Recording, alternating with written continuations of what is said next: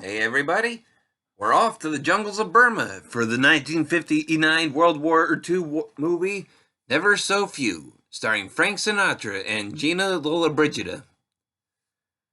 Captain Tom Reynolds, as played by Frank Sinatra, leads a force of American and Kachin fighters in Burma during the Second World War. After losing his aide in a skirmish with the Japanese, Tom sends a message to headquarters to request a meeting with his commander. In Calcutta, he demands medicine and a doctor to help deal with his wounded soldiers. Tom and British Captain Danny Mortimer, as played by Richard Johnson, are forced to take 2 weeks' leave.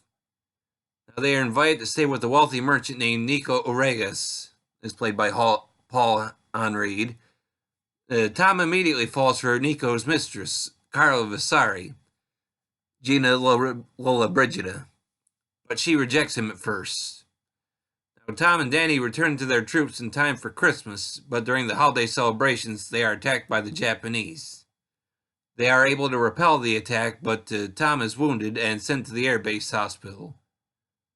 While he recovers, he sees Carla again and kind of fight with each other, but once he recovers, he is given orders to attack an airfield with support from a supply convoy.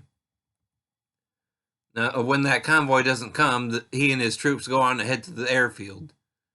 Their attack is successful, but they lose quite a few men in the process.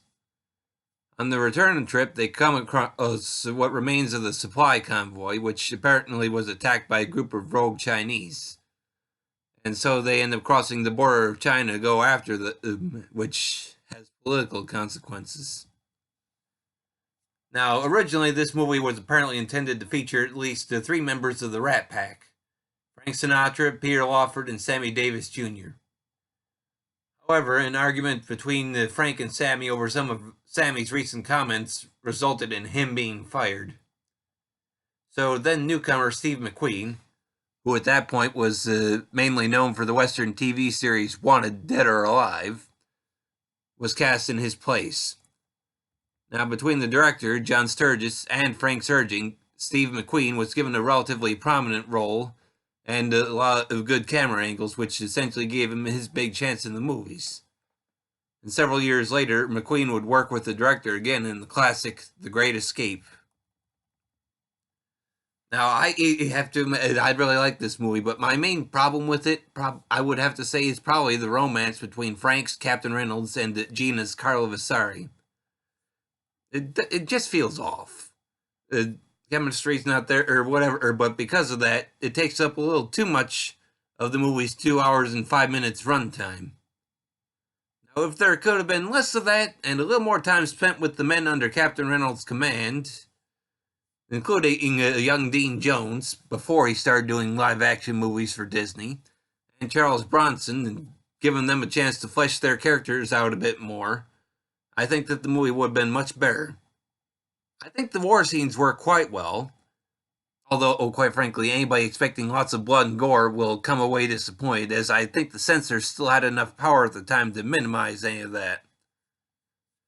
So, while this movie does have its problems, I like it, and I would definitely recommend giving a shot. Now, this movie was previously available on DVD from Warner Home Video, but now Never So Few has been given a Blu-ray upgrade by Warner Archive Collection.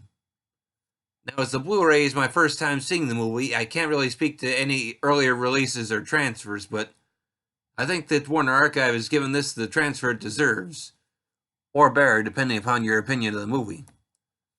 I have no complaints on the picture quality, which allows the action and the scenery to shine through, so if you have to see any specific version, that's the one to see. Well, that's all I have to say on this one. Thanks for tuning in, everybody, and I hope you'll be coming back again soon for more.